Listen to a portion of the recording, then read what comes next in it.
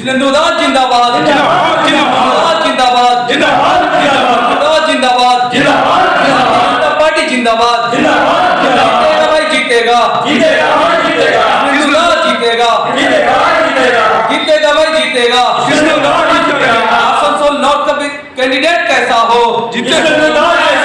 Asansol north विधानसभा का candidate कैसा हो जिंदाबाद जिंदाबाद जिंदाबाद जिंदाबाद भारत माता की sir first of all welcome in our channel. क्या नाम हो आपका? जी मैं इसके जुम्मन माइनॉरिटी मोर्चा आसनसोल जिला का जिला प्रेसिडेंट। सर आपके साथ आज जो लोग बैठे हुए उनका एक इंट्रोडक्शन दे दीजिए।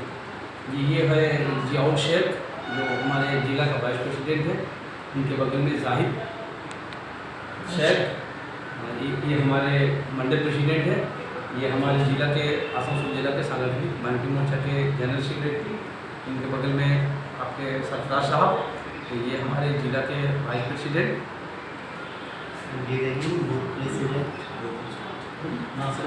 मोहम्मद नासिर खान 24 नंबर वार्ड के शक्ति पर। इनके बाद 1 नंबर माइनॉरिटी मोर्चा मंडल प्रेसिडेंट। वहाँ उसके बाजू में है इलाही नवाज 24 नंबर वार्ड के शक्ति पर। सर मगरब बंगाल इलेक्शन अब 4 फेज़ कंप्लीट होने के बाद 4 फेज़ और बाकी है। इस बार का जो इलेक्शन है कितना चैलेंज आपके लिए लग रहा है? देखिए इलेक्शन तो हर समय चैलेंज का ही होता है, लेकिन इस बार पश्चिम बंगाल का जनता ये समझ चुका है कि जो यहाँ की 11 साल की सरकार थी सिर्फ छलावा किया है हर सभी के साथ। कभी ये जात के नाम पे छलावा किया है, कभी माइनॉरिटी बनकर छलावा किया है, कभी हिंदुत्व के नाम पर अपना गोत्र दिखा के छलावा करेंगे। तो ये सब समझ चुका है, इसलिए इस बार परिवर्तन एकदम संभव है और हम लोग भारतीय जनता पार्टी की सरकार बनेगी तो मैं बात करूँगी। आखिर आप लोगों ने क्या ऐसा काम किया जो आप लोगों को लग रहा है कि परिवर्तन हो जाएगी?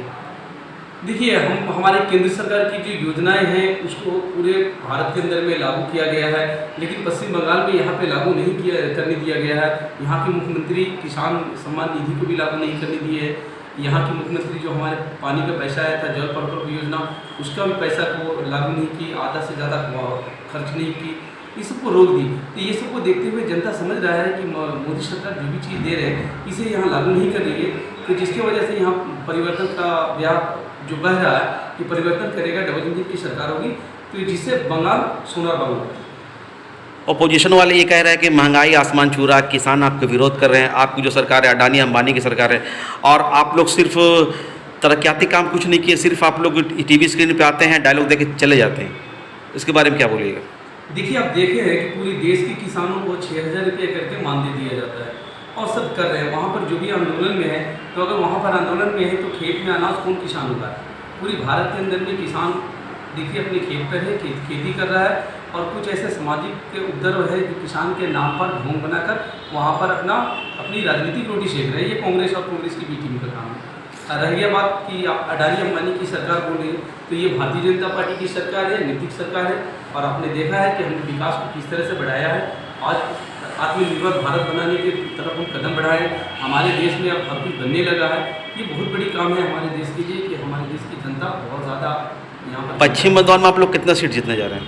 जी पश्चिम बर्धमान की 9 सीट है, 9 सीट के हम 9 सीट ही जीतेंगे इंशाअल्लाह। हमारी कोशिश है 9 सीट जीतने की, हम लोग 9 सीट ही जीतेंगे।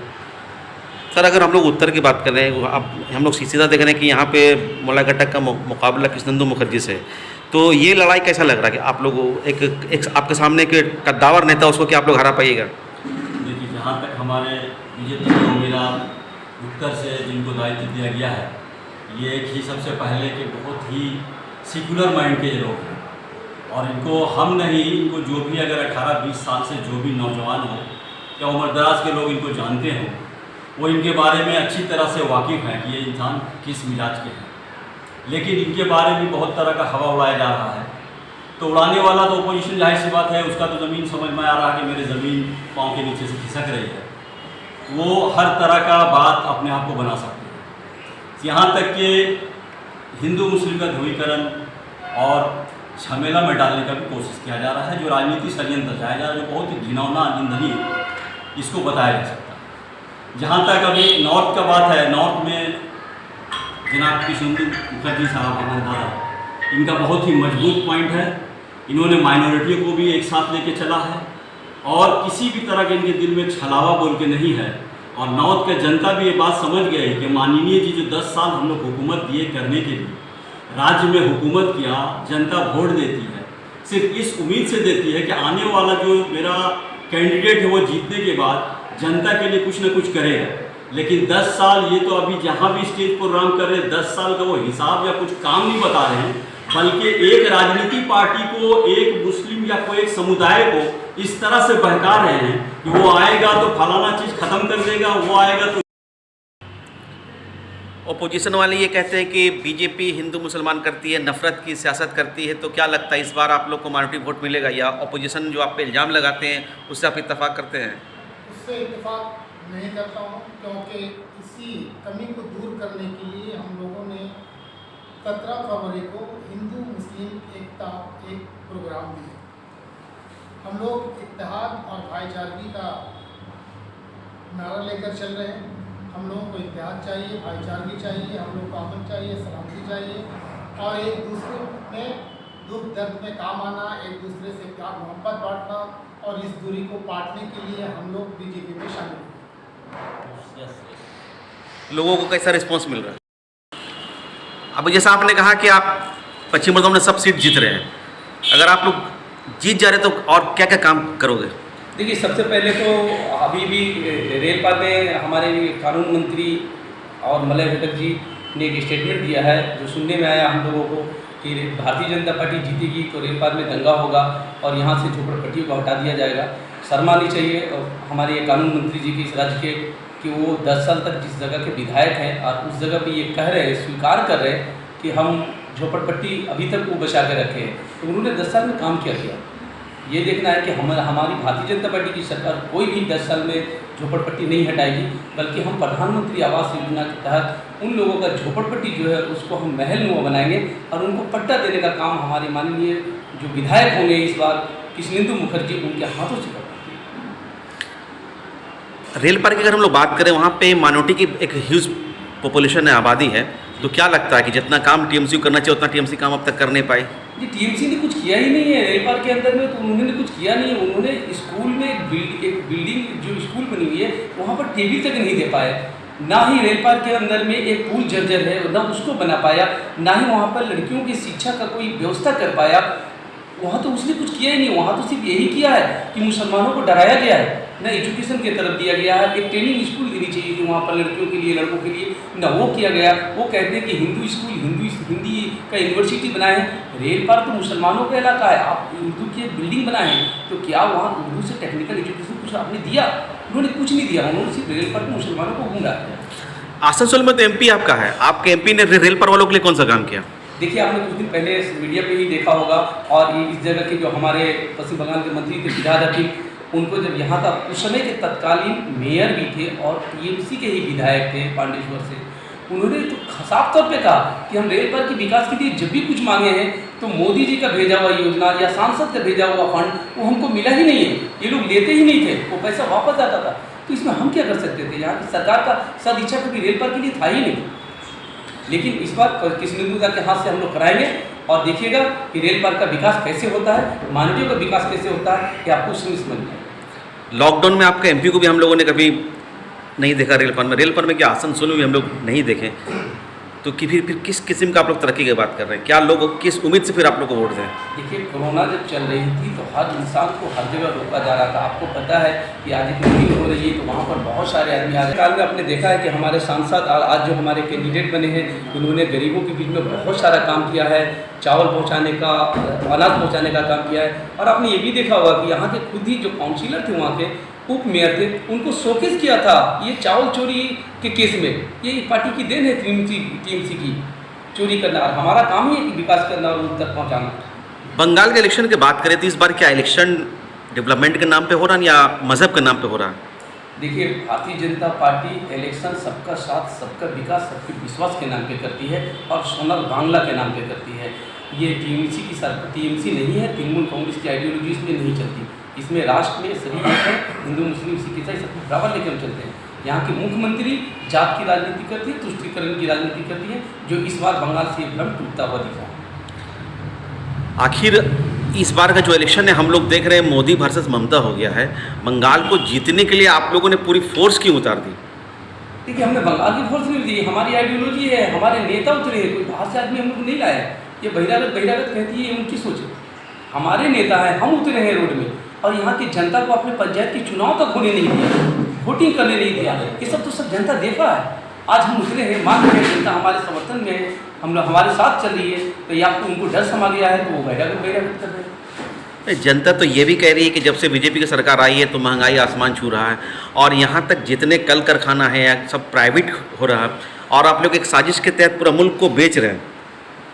इसके बारे में क्या बोलेगा? ये आप भी अच्छी तरह से समझ पाइएगा, और हम भी बोल रहे हैं कि कोई कल कारखाना भारत के अंदर नहीं बिक रहा है और ना ही बिकेगी। हम भारत के जो भी भारतीय जनता पार्टी का एक ही सोच है, सबका साथ सबका विकास। अगर किसान है तो खेत होना चाहिए, अगर मजदूर नौकरी करेगा तो उसके लिए इंडस्ट्री होनी चाहिए। इंडस्ट्री हम लगाने के लिए आए, बेचने के लिए नहीं आए। सर, आपसे बात कर रहे हैं, आपका ताल्लुक रेल पर से। अगर रेल पर में हम लोग बात करें, खासकर हम लोग देखते हैं वहाँ पे एक दिक्कत हॉस्पिटल का भी है, तो क्या लग रहा है कि वहाँ पे क्या हॉस्पिटल के साथ सियासत हुआ या फिर रेल पार वालों के साथ सियासत हुआ? नहीं, ये सबसे बड़ी बात बताएं कि हम लोगों का जो माइनॉरिटी का एक तबका है, काफ़ी ह्यूज आबादी में आसनसोल रेल पार महत्व उत्तर में बसता है, और ये मुसलमानों का भी एक गढ़ माना जाता है आसनसोल। ये भी बात हकीकत है कि आसनसोल रेल पार में एक हॉस्पिटल का स्थापना किया गया, लेकिन वो 4 दीवारी बन के रह गया, हॉस्पिटल नहीं। उसको टाइप करने के बाद बताइए ऐसा ना हॉस्पिटल हम उसको बताएंगे जहाँ मशीन हो, जहाँ डॉक्टर हो, टोटल इंफ्रास्ट्रक्चर हो। पेशेंट हमारा वहाँ जाता है, वहाँ जाने के बाद रेफर करता है यहाँ डिस्ट्रिक्ट हॉस्पिटल आपका साउथ में, वहाँ जाने के बाद गरीब अनपढ़ औरतें, गरीब लोग वहाँ दर दर भटकती है, कोई देखने वाला नहीं है। वहाँ भी न्यूरो का डॉक्टर नहीं, हार्ट का डॉक्टर नहीं, और पेशेंट जाता है बेचारा गरीब है, बच्चा है, कहाँ इलाज कराएगा? ये लोग दर दर भटकता है, वहाँ डॉक्टर लास्ट में रेफर करता है बर्दवान जाओ। अब वो गरीब आदमी किधर जाए? ना एक एम्बुलेंस। अगर हम लोग रेल पार की बात करें तो रेल पार में भी क्या प्रॉब्लम आपको दिखाई दे रहा है? बहुत सारी प्रॉब्लम है। देखिए, रेल पार में ना हमारी उर्दू शिक्षक, जो उर्दू पढ़ने वाली बच्चियाँ जो हैं उनके लिए ना कोई कॉलेज है। कॉलेज का एक स्कूल के लिए ज़मीन भी था, उसको ये फीता और नारियल काट के छोड़ दिया। वर्क ऑर्डर का कोई पता नहीं। ब्रिज बनाने का 5 ब्रिज का था, ओपनिंग करने का ब्रिज बनाएंगे, 5 ब्रिज का लापता। जब हमारे दादा कृष्णनंदू दास 17 फरवरी को आपका सुगम पाल के पास मीटिंग की और आवाज़ उठाए, तो 21 फरवरी को हमारे माननीय जी गए कि नारियल और फीता काट दिया। अरे वर्क ऑर्डर किधर है? हम जनता रेल पर अब शिक्षित हो रहा है, पढ़ाई के लाइन में काफ़ी लड़का पढ़ पढ़ के बेकार है, इसको रोजगार नहीं, कुछ भी नहीं। लेकिन क्या है, रोजगार नहीं देने के बाद हम लोग लड़का इधर उधर भटक रहा, कुछ देने का सवाल नहीं, किसी को देने का काम करने का मन नहीं। आप लोग अगर जीत जा रहे तो फिर रेल पर में क्या काम किया? हाँ, हमारे दादी, अच्छा सवाल है। दादा का ये पहले कहना है कि जो भी काम अधूरा इन लोगों ने करके रखा है, फीता सिर्फ नारियल और फीता नहीं काटेगी, सबसे पहले उस काम का वर्क ऑर्डर लेके हम खड़ा होंगे। इस चीज़ को आप लिखित में हमसे रेल पार अगर चाहे मुस्लिम वर्ग के लोग, तो हम ये लिखित में देने के लिए तैयार हैं, और हम लिख के देंगे जो हम देंगे, मेरा कमिटमेंट, उससे हम एक इंच पीछे नहीं हटेंगे। उस काम का पहले हम वर्क ऑर्डर दिखाएंगे, फिर नारियल और फीता काटेंगे।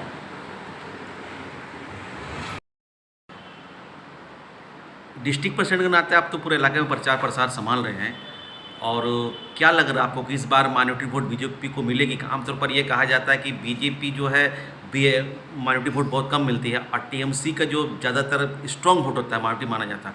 लेकिन आप तो मुसलसल प्रचार प्रसार कर रहे हैं, तो कैसा लग रहा है आपको कि माइनॉरिटी को वोट बीजेपी को इस बार मिलने जा रहा है? देखिए, माइनॉरिटियों को पश्चिम बंगाल के अंदर बहुत ज़्यादा गुमराह किया गया है, और जात के नाम पे ही यहाँ पे तुष्टीकरण की राजनीति की गई है। लेकिन अब माइनॉरिटी धीरे धीरे शिक्षित हो रहा है, और धीरे धीरे जितने भी शिक्षित मुसलमान हैं, माइनॉरिटी हैं या सिख हैं, वो सब धीरे धीरे बीजेपी की तरफ मुड़ रहे हैं। ये पता आपको चलेगा कि 12.5 लाख सिर्फ माइनॉरिटी का यहाँ पर सदस्य है भारतीय जनता पार्टी का। तो ये तो साफ इंडिकेट करता है कि अब मुसलमानों का वोट भी भारतीय जनता पार्टी की तरफ जा रहा है, जिससे परेशान होकर दीदी ये कहती है कि मुसलमान सब इकट्ठा हो जाओ और हमको वोट दो। इससे साफ पता चल रहा है कि माइनॉरिटी का वोट भी भारतीय जनता पार्टी की तरफ जा रही है, और ये सिर्फ मोदी जी की देन है कि उनके स्वच्छ विचार और सबका साथ सबका विकास सबका विश्वास की तरफ माइनॉरिटियों का वोट चुका है। चलते चलते सर, अब आखिर में ही चाहते हैं कि आप आखिर को ऐसा बात अगर हमारे ऑडियंस से कहना चाहते हैं तो कर दे, भारतीय जनता पार्टी के मेंबर होने के नाते। हम ये बोलना चाहेंगे अपनी जनता से, आसनसोल नॉर्थ के वासियों से, कि भाई बहुत हुआ हिंदू मुस्लिम का ये खेला, और हम लोगों के दरमियान में जो गैप बन गया, इसको हम लोग भरने की कोशिश कर रहे हैं भारतीय जनता पार्टी की मदद है। और भारतीय जनता पार्टी इस मकसद से ही आई इस दूरी को दूर किया जाए। तो इस पर हम एक शेर बोलना चाह रहे हैं कि भारतीय जनता पार्टी बंगाल में आई है प्यार का दीप जलाने, जो बिछड़ गए हैं उनको फिर से आपस में मिलाने, और मसला मजहब और मिल्लत का करने वालों, मसला मजहब और मिल्लत का करने वालों, पहले इंसान को इंसान से मिलाना सीखो। भारत माता की। चलिए सर, आप लोगों की शेड्यूल बिजी थी, प्रचार प्रसार में आप लोग बिजी, इसके बाद आपने टाइम निकाल के चैनल से बात की, उसके लिए बहुत बहुत थैंक यू। धन्यवाद।